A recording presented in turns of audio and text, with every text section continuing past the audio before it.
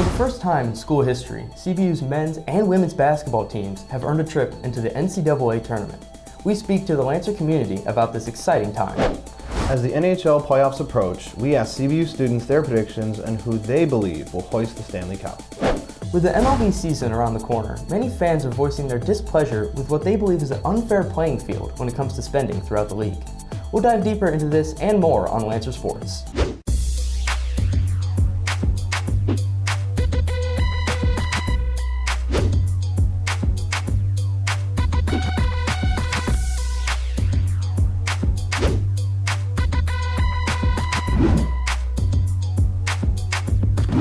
Hi Lancers, welcome to our Lancer Sports Studio. We have a packed show for you today. My name is Austin Littoral. And I'm Benjamin Harlan. We begin today's broadcast with our Lancer Sports headlines. We start on the hardwood, where both CBU men's and women's basketball teams are going dancing. Both teams closed out the WAC era by winning their conference tournaments and earning a spot in the field of 64. Our own Erica Dennis spoke to Lancers around campus about this achievement. CBU women's and men's teams are both headed to the NCAA basketball tournament for the first time in school history. For the women, this marks the second time they would be competing in this tournament. For the men, this would be their first time joining the field of 64. The NCAA basketball tournament is a single elimination tournament played in the spring. This tournament features college basketball teams competing to become national champions.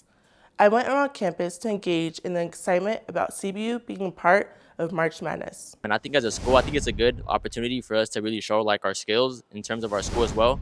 I feel like it'll really put us out there more. I think it's super cool that both men and women's are part of March Madness, because I was watching all the updates and I saw like the women's one, and then like anticipating the guys winning too, and then they did. So it was really cool watching both of them get into March Madness. I did get to watch CBU advance, and it was super exciting to watch it, and I'm excited to see how it all comes together in the March Madness bracket. The women are 16 seed taking on the number 1 seed, the UCLA Bruins in Los Angeles. The men are 13 seed taking on the number 4 seed, the Kansas Jayhawks in San Diego. Although both teams are underdogs, you can't count any team out this time of year. UCLA is a good school, but I feel like, there's always hope. I feel like, they made it through. They might as well go all the way. I got hope, and I think we got a good chance. We have a really good men's team, and especially Dom. Dom is also he's also been really good. I think we have a good chance of upsetting them, and that'd be really cool to see them do that. Win or lose, Lancer basketball has made history. Let's dance, Lancers. For Lancer Sports, I'm Erica Dennis. Good luck, Lancers. The World Baseball Classic concluded on March 17th, with Venezuela winning its first championship in a thrilling 3-2 victory over the United States. Team USA tied the game in the 8th inning with a 2-run homer by Bryce Harper. But it wouldn't be enough, as Eugenio Suarez drove in the winning run. This marks the second straight championship loss for Team USA in the WBC. That was an amazing game. Formula One racing has a massive global following. Recently, the racing circuit has also become popular in the United States. A community has grown at CBU with students who have shared interest in F1. Reporter Maria Silva has more. Formula One launched the 2026 season at its first Grand Prix of the year in Melbourne, Australia. More than 400,000 of fans witnessed George Russell, a Mercedes driver, win the race that day. Formula One's popularity is massive overseas, and it's rapidly growing in the United States. I didn't really become interested until maybe 2020, when my favorite driver, Sergio Perez, won this crazy last place to first place win. I think it's super popular because of the Netflix show. I think that's like what, I guess, expanded their fan base a lot. As a new Formula One season starts, CBU students make their predictions on who will take the driver championship this year. I think one of the Mercedes drivers will win, but I'm rooting for Charles. So let's just say Charles Leclerc is going to be the world champion. So I'm an Oscar Piastri and Ollie Behrman fan. I would love if McLaren had a crazy comeback this year and Oscar wins, but realistically, it's probably going to be George. I think the team that's going to win is Mercedes. But even though I want Ferrari to win, I would like to see a lot of Ferrari, a lot of red. That would be nice.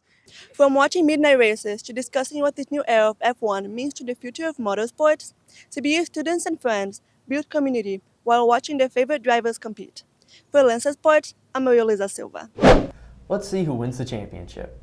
With the NBA season wrapping up, the league has been receiving scrutiny over teams allegedly losing games on purpose in order to receive better draft compensation. This intentional losing strategy is referred to as tanking. Our very own Isaac Whitman asked fellow Lancers their thoughts on teams tanking and what the league should do about it. With tanking becoming an issue, the NBA plans to implement anti-tanking rules starting in 2026, which could include prohibiting teams from selecting in the top 4 in back-to-back drafts and freezing lottery odds at the trade deadline. More and more teams are implementing a tanking strategy in order to get higher draft picks. This has led to fans becoming upset with the product on the court. From a fan base perspective, I think it's better for the fans because the players will not screw up the game and mess up the fans' experience. And they paid for a full game. They came to go watch their team. I think that everyone deserves to watch a good game, and there's not going to be a good game if a team loses on purpose. As more fans continue to voice their displeasure with the current state of tanking in the NBA, I went out to ask students what rules they would like to see put in place to discourage intentional losing. I think teams should implement a rule where all the teams who lose go into a playoff, just so it evens the playing field. I don't think that the draft should be a thing anymore. I think that they should just have open agents right away and teams give them as much money as they want. With basketball being many people's favorite sport, they want to see more competitive games and less star players sitting out. For Lancer Sports, I'm Isaac Whitman. Great job on that story, Isaac. Sticking with the NBA, on March 10th, Miami Heat center Bam Adebayo made history by scoring 83 points in a game against the Washington Wizards. Adebayo passed legendary Lakers guard Kobe Bryant for the second most points scored in a single game. Bam is now only second to Wilt Chamberlain, who owns the record for 100 points in a game. That is a lot of points. As the MLB season begins, many fans are unhappy with certain teams spending millions of dollars more on star players and seemingly not giving teams with smaller payrolls a chance to compete. Alex Irigoyen asked students whether or not this spending disparity is good for the sport. With the MLB season started, the league has received backlash over the competitive balance between teams. Teams like the Dodgers and Mets have received complaints about overspending on star players. This recent spending has affected MLB teams and fans. While every other major sport in the U.S. has a salary cap, the MLB hasn't implemented one. We asked students if star-heavy teams make baseball more exciting to watch or less competitive. I believe that teams should be able to spend as much as they want. The owners, they have so much money. I feel like there should be a limit so that, it's more competitive and that some teams aren't just buying out all the greats and then dominating the whole entire league. I personally believe that teams should be able to spend as much as they want, just because, if you put a salary cap on a team, or in general, it lowers the incentive for players to want to play. The Dodgers have spent almost a total of $2 billion on players in the past 3 years. This has brought more players into the Dodgers organization because of how much they will get paid and how often they will win. We asked students if Dodgers' recent spending is good for baseball. I feel like it can go both ways. Yes, it's exciting only if you're a fan of those teams because, you're winning all the time.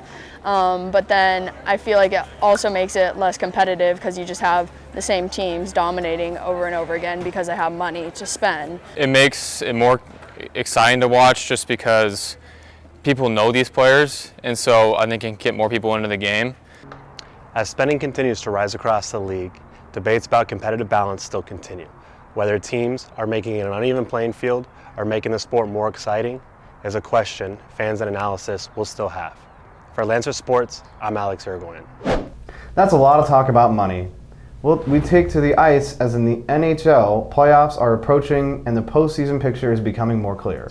Reporter Alana Rivera went around campus asking Lancers their predictions about the upcoming playoffs. Hockey fans, the Stanley Cup playoffs are fast approaching, and the energy isn't just building on the ice, it's showing up on campus too.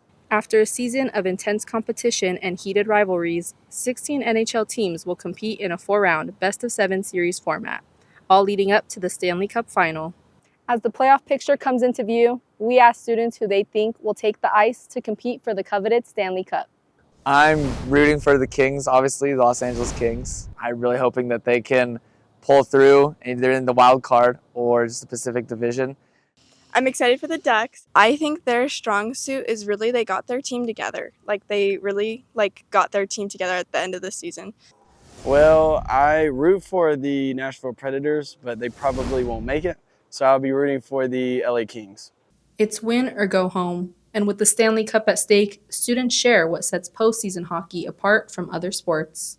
The intensity of everybody wants to win and just the legacy of the Stanley Cup. There's only one Stanley Cup. To have it be yours for the year, I think is very exciting. Well, anything can happen. I mean, you have no idea who's going to win or who's going to lose or who's going to take home the trophy. That's what's the best part.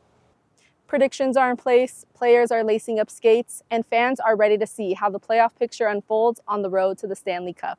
For Lancer Sports, I'm Alana Rivera. Looking forward to seeing who wins the championship. Well, that's all we have for you today. Thanks for tuning in. Make sure to follow us on all our social media. And don't forget to like this video and subscribe to our channel. We'll see you next time on Lancer Sports.